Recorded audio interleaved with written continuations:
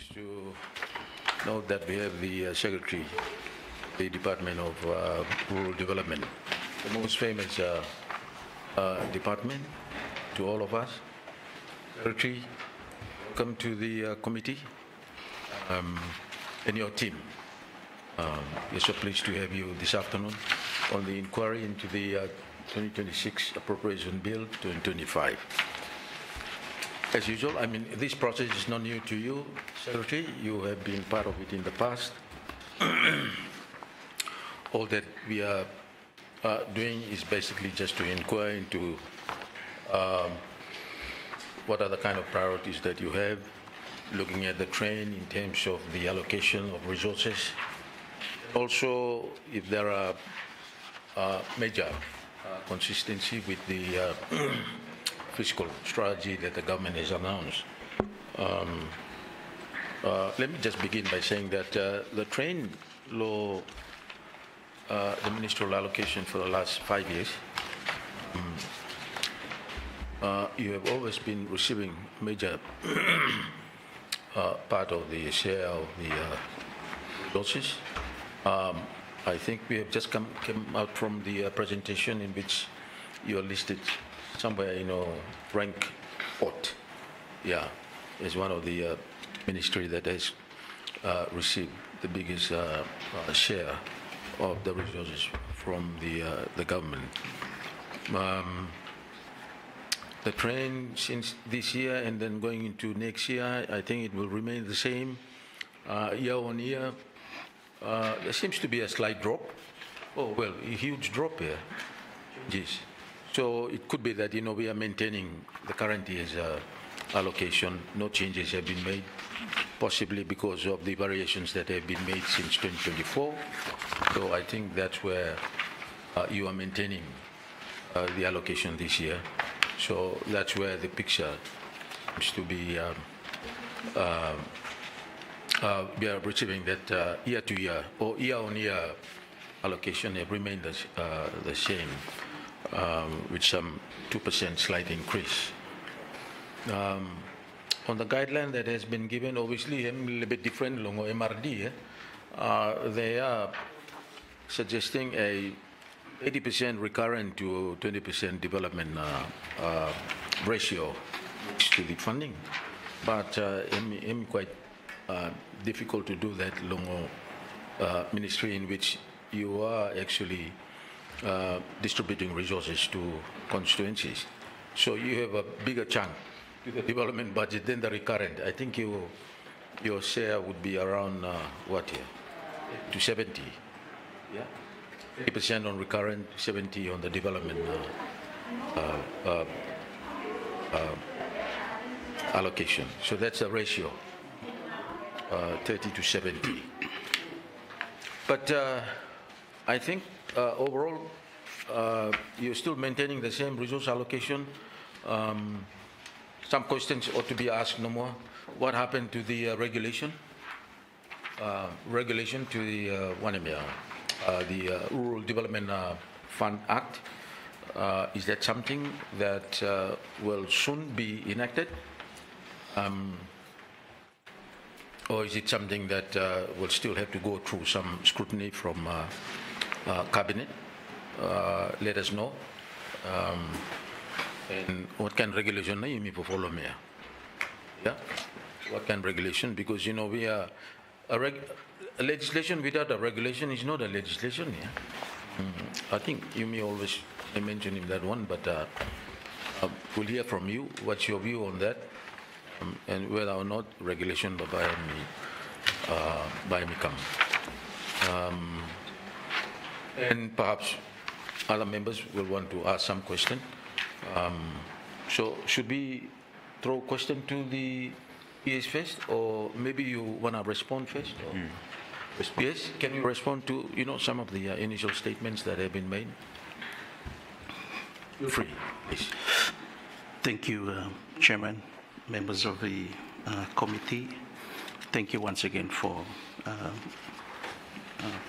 this privilege where MRD am able to come sit down and story around my budget plan for 2026. with me my senior management team. I will not go into individual introductions, but just to acknowledge their presence with me this afternoon. Chair, as you have given an overview of the context on the fiscal nature of the ministry over the years, I think I'm true. We have sort of maintaining that envelope throughout the years, 1 or 2 drops, but then MCAMAC remain as it is in terms of the overall envelope law ministry. Just quickly, by way of overview, normal or what now budget look like. Low recurrent, we have a slight increase normal budget Bloomfield, I think about 3-point-something million. So from last year's 1.7, I think, we now have 109 in overall recurrent, 109 million to take care of certain inclusion inside low recurrent, the operation cost below ministry. As you said, the balance between the development budget and the recurrent somewhat odd to the rest of the ministries, but I think the nature, as you are fully aware, gives that kind of picture for how the ministry operates. So we still remain with the development budget on 253 million distributed across the 50 constituencies. One for small change, normal DBNA is the Economic Growth Center or the Constituency Development Growth Center. We have, it's not new money, it's just a reallocation number for that fall ahead. I think briefly, we want to look into how not really by waka. Since mentioned this one is a policy below government come to 3, probably when you were also Prime Minister, there was also mention of it. We do not really have a clear policy guideline or some framework that would guide really what now the animal we are talking about when it comes to Economic Growth Center. Seems there's quite a conflicting ideas and concepts about it, but even so, we have the special economic zone with the Ministry of Commerce that Imigarem now. We also need to look between that part of law plus what we need to talk about EGC and the constituency framework. So I think that small reallocation we will do here, if you look at the development budget, is to cater to look at that and doing certain things that are worthwhile for progressive development of our country. So we want to look at that seriously in 2026. So we relocate some of our development budgets to that head. In terms of the overall development budget allocation, it may still remain around 250 million for serum across the 50 constituencies. So he's looking about around 5 million per constituency for 2026. So that still remains as 2025 budget as well. This year, how much, bro? 5 too? So I think in general, I think that's the picture. I'm happy to take questions from the committee. Thank you, Chair. Thank you, PS. Any question, Lord? Yeah, man, me. Like, I mean, it's in many ways we're transitioning still. A lot of new act there. So, quick question below, Chairman, you know, on some regulations and every something here, set now, you go to learn under law regulations this time on. Thank you, member. We were targeting to say mid-year this year to have completion on the process of regulation. Okay. But we feel too optimistic for the process. most of the issues surrounding delay blame out of our control as well. It's something to do relation to the capacity of drafting office blame now. So you may run under what notice then? we now about to submit our draft 5 to caucus for sit-down blame now. But what now you may run commander this year? We do not have a regulation, obviously, with the CDF Act. So effectively, the law is not enforceable, isn't it? I believe you can say so, but I think that is how we will still operate for this year. So. Yeah, it'd be good to, work towards a situation. Some of it is outside of your hands, of course, cash flow block government, but where we get, we as in constituencies get funded early, say first quarter or so you have 3 quarters to implement. This kind Kasim November go December, but Tarsis goes fall down here. I mean, no good here. The year gone now for doing any work. I think that's a fair observation, and also not only observation, but it's your experience as someone at the end of the receiving and below disbursement of public finance for development work. The bigger picture in terms of how Naimi deliver also depends on the cash flow and also resources is at basket blame. So the prioritization of disbursement for all government resourcing for all its projects throughout the year will depend also on prioritization for the what now priority below government throughout the year. So, but in terms of last year's experience, I think at this stage of the year we were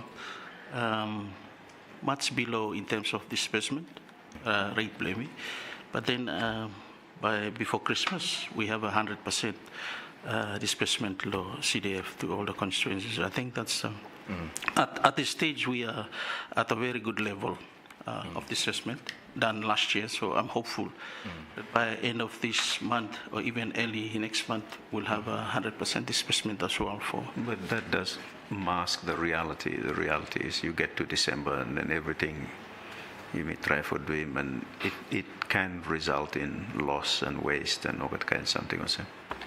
You have a full year you could implement in a much more timely, controlled, managed manner. So it is a real challenge, something for you almost walk alone within finance. The other observation I wish to make is with regards to auto regulations here. Of course, Public Finance Management Act requirements are there, procurements and the rest of it, but we mustn't create more bureaucracy. Constituencies are not getting tied up in red tape and bureaucracy.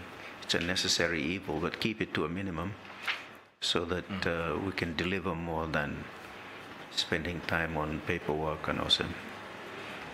We need paperwork for sure, but keep it minimum. Thank you, Chair. I think we take note of that. I think just for your note, the spirit of drafting the regulation is in line with what you have mentioned. We want to keep it simple and not make them red tape too much the process here. I think what we want to do is ensure there's accountability in the process, but at the end, all the people in the process must benefit what may be doing. So we try as much, not laxing it too much and not also giving too much room for other issues come while processing for disturbing delays. So we were this morning, just before you came, we had the Ministry of Provincial Government. Are you UPS Lodebo? Are you Undersecretary or you one? No, he was Deputy Secretary. Oh yeah? A little bit time PS. Yeah. Oh, you know it's Poland place, eh? But anyway, they were talking about PCDF and incentivized system of Garem and what's Corem and then province semi qualified in them. Yeah. So a performance kind of an approach. Maybe you guys should look at no constituency wants to lose access to resources, but performance-based approach might be helpful in getting spending more targeted, more focused. You think how long? Thank you, Chair. Thank you, Member. I think that's a very good suggestion. I've been looking at it because we come from background low performance granted. That's right. So I've been looking at it not to really tighten process, but also to look at certain scores, so that we have the important thing is to ensure there is an end point to the process that is showing delivery. So if you say, for example, this for resources and for rural clinics, and at the end we have a rural clinic established. I think that kind of thing. The current PCDF mechanism with the provincial government is very much rigid, a very strong mechanism. We can look at the softer performance modalities that can work, and not so much red tape on the process as well. So I think that's a good suggestion. I'm already thinking about it. Yeah. True, yeah. Off the record, me to talk through. Because, I mean, that's very true. They got a tick from all the IFIs too, Yeah. That PCDF framework, yeah. Yes. And I think the main thing is that, you can come up with some, portion of the allocation and say maybe it will be delivered like this. And that will compel members to respond to that kind of an arrangement. Because, I mean, coming up with a community good is something that that's what we're all aiming to have there. Yeah. So maybe look at some kind of a model like that too. Yeah. Thank you, Chair. I think that's a But for now, PS, I mean, it's pretty risky for MIVAL members here, with the absence of that legislation, the regulation here. I think you need for a little bit guiding MIVAL here. This legislation cannot be enforced. Why don't we pull in the PFMA and the FI, some kind of a minimum regulatory enforcement number for keeping MIVAL safe too, man. Good handle MIVAL. Misake man dam baron man ya kampulu MIVAL ngo questioning ya no. Sama lo ya oda interview finish too yeah. Yeah. So it's incumbent upon all of us, to find a safeguard somewhere. Yeah? We are using public resources here and people's money too. Yeah? So give us some idea as to how you can go about that. Thank you. I think if I understood you, the context of your comment, question is due to the absence of the regulation for That's CDF, right, yeah. we have to look at it. I think lawyer, but in terms of the common administration number for guideline law, CDF implementation, we already have the PFMA as the overarching That's right. guideline blaming for public finance management law analysis, and that does not, in my view, dispute MU or block MU from application law. Already CDF is a public finance. Yes. It's categorized already, so automatically appropriated in the systems. It's already a public finance property law government. So PFMA, I think, in my view, lawyers might correct me, it's already qualified as public finance to be dealt with at a PFMA. Yes. So I will call for the committee to be patient with us just to move the regulation to the next stage quickly, then him directly deal with MCDF as we wish to do it. Yep, but some kind of qualification has to come out here, because liabilities of certain decisions can be overly stressed too here, to where it might be it's not clear in the way that regulation may define it. So where now it will finally rest, I must say. So in this case, where PFMA may apply and the FI retirement number, that's the finality. Go to retire, and someone has to make that decision to do the retirement. I must say, so if that's where we should end up, for purposes of reporting, then you will make them clear too, so that everybody is not confused about it. Because that's where the safety net come from. Once you do the retirement, that's the end of it. Side law, Public Finance Management Act here, and the financial instruction. So liability have not extend any furthermore. So that one, I think you need to get them clarification. Maybe you can ask clarification from AG if that has to be the finality law, the way that we members you use him now public fund here, that it has to end now retirement. So once I retire to you, you become, you bear him the liability here, because you're the accounting officer. So until not to talk about more that really liability here. And this would be for the benefit of every member of parliament here. Because right now, the protection is the act itself. Without that regulation, hence, we are really open here. So once we do that retirement to you, you accept it. No anyone should come and open him more something here. Would that be fair? You feel 50 people retire come to you, that burden him not heavy or how? Hemorrhoid no more? Wow. Yes, okay. Chair. I think that's the most appropriate way to deal with it currently. So that I think most of you members law committee, you've done well in the last retirement. So that would be the end process for liability, come back law, government law, where we represent the ministry after that. And then that would also a form of protection for owner using public finance.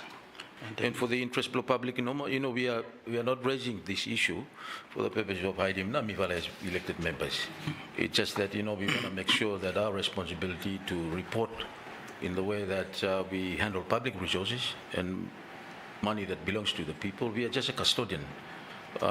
We want the law to protect us and help us, to do what we are supposed to be doing, to deliver and at the same time report, But in the absence of this regulation, we have to resort to what now is available right now, which is the arrangement, is what PSU confirming, is that Public Finance Management Act trigger now, together with the FI. But there's only one line of reporting now, and that is the retirement has to be made from us to you, and then stop there now, I must say. And of course, unless the PAs himself have identified something that him a little bit, worrying, then it's up to the PAs to raise that issue with the individual members. So, also, me like for the interest of the public, no man don't think that we are raising this purposely just for protecting our own self.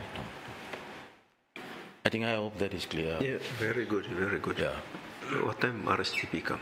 Hey, look at that. Oh, another question more, Hey, another question, that one. Okay. When there will be, Just for clarifying, I think just relating to what you have highlighted before we go to RSDP, I think that's we take note of, and we'll activate that process. In fact, we're already practicing it. So since we come in last year, we required that all constituencies to do their retirement by January, February this year. So all of our retirements set finish before our office now. So that we have already practiced it. So you are your constituency in a safer side already in terms of years. Coming to RSDP, just for information, I think we are now about to do the project payments. So we wait now for launching, which is currently workload program for launching. And if it's quicker, I think new week here we should do some initial disbursements in our constituency projects. I would like to suggest to you PS law RSDP, but not just RSDP in particular. We had this problem with Taiwan before. The bigger question of sovereignty and independence of parliament, all of that hinges on members of parliament playing a role in overall exercising sovereignty bloc country, believe me. When foreign powers or donors give him Selen Kamlo constituencies directly in this way, it has a huge bearing on the way leaders exercise decision making, impinging on sovereign issues.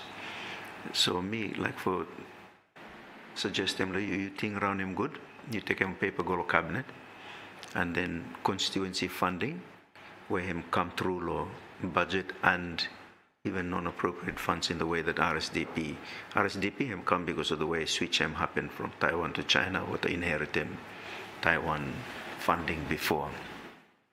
I think we have to avoid it.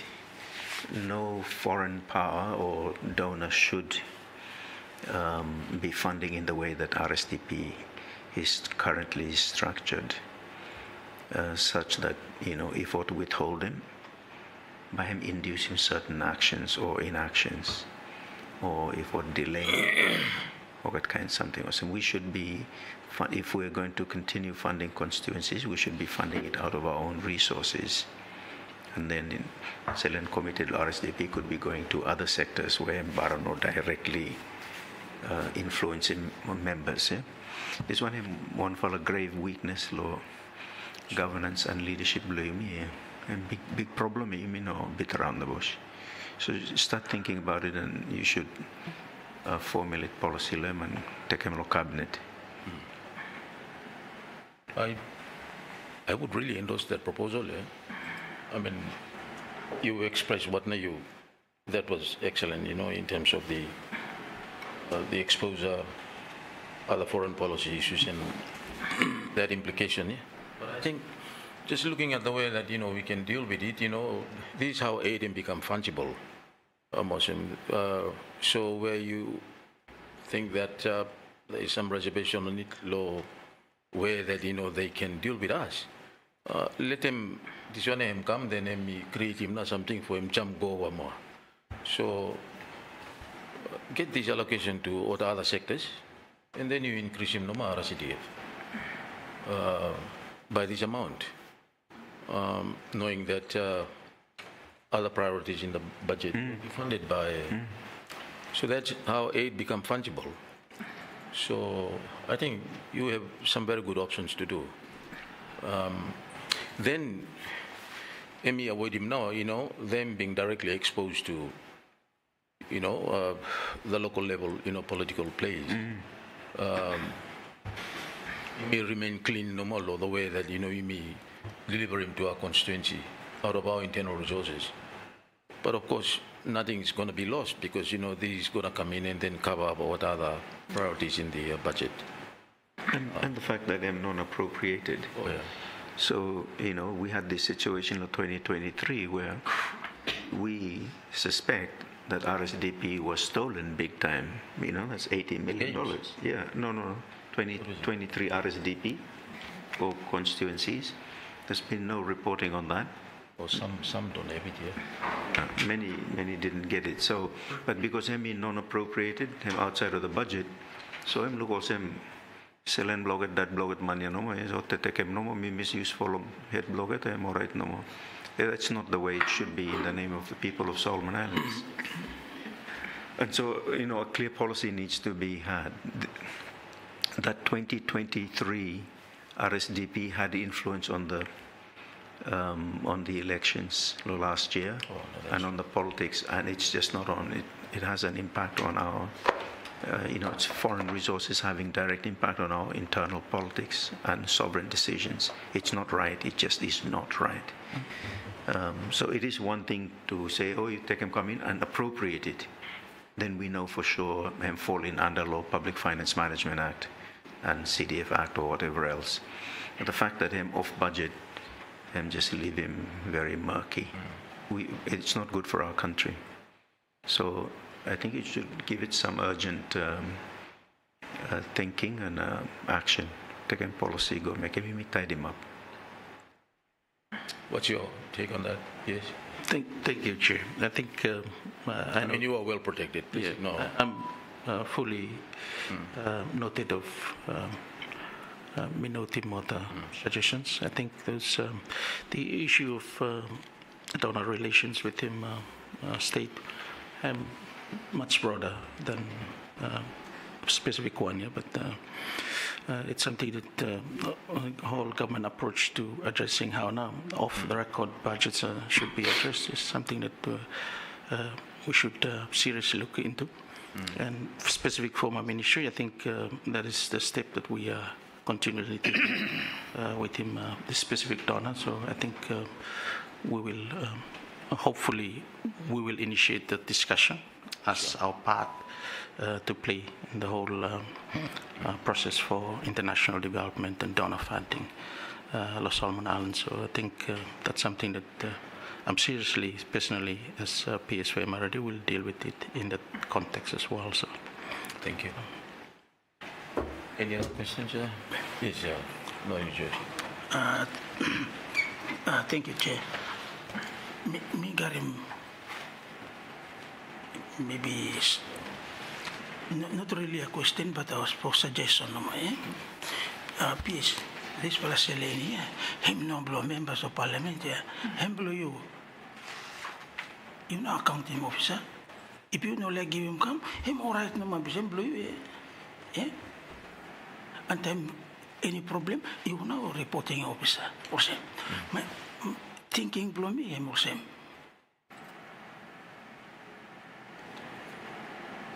What if you may set aside an amount, 500,000, half a million every year, each constituency, then you look at the national strategy, where now the needs are clinic or a health, maybe water supply, school, then say 50 new classrooms, 50 new water supplies. You say, no, sell anywhere, you hold it. The rest you give him. At the end of the year, peace, we will have something to celebrate. This year, no more, no anything for celebrating. So that at least 50 tangible things him on the ground. That's a view, Migarem, but all of us have to agree. Or you might provide a space where each constituencies come and say, you sabi, look up some project here for me, fella. This is our money. You use him. What we want is a project completed for handing over. Maybe if the 50 can do that one, if all the projects now, Baba Yumi. I mean, where you will look up them for us. And there will be others where the constituencies will look after.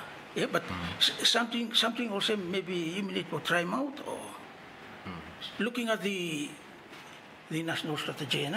Sure. Piers, what's your take on that? no, Chair, I think that's a very good, that's a valid one. That's one option we can look at. That's a model for development delivery you're talking about. So we can look at different options to have that as well suggested up inside the process. It has worked in some areas. The PCDF is a classic example of that. So there's room to explore and look at it. I think development delivery models, something for play around with him and look him in how I work for context below. Every country by different. Yeah? But, that's a good suggestion. We'll take note of and even look at it. Second one, no more. Please. Yeah. The second one, no more. This will have prepared supplier. I'm good something here. But time you go for take performer under prepared supplies, price is him. Time you go for take as din kuku. Masih moving on no man. Same nails no man. You know, this one blow prepared supply golden nail, then silver one no mo same nail no mayroon ko pa. So ano ibig sabi correcting this whole part here? Yeah? We seems to be wasting a lot of money on that additional cost where the real cost him stay. So maybe something for him explore him at this one. Or maybe we ask, is that a situation that is happening? I mean, that's quite worrying what now you're describing me. What's Time you look at the items what the game coming. Price here. Look counter price. Different. Yeah. So maybe any way for him just tie them up no more. Yeah? yes? Thank you, Chair.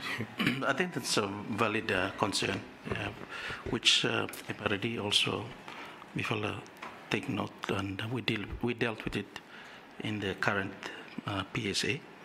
So for this 2025 PSA, there's already some reductions in the core or key materials and equipment in the list. So, for instance, we normally have, say, $100 for bike cement, which is about 50 plus or something.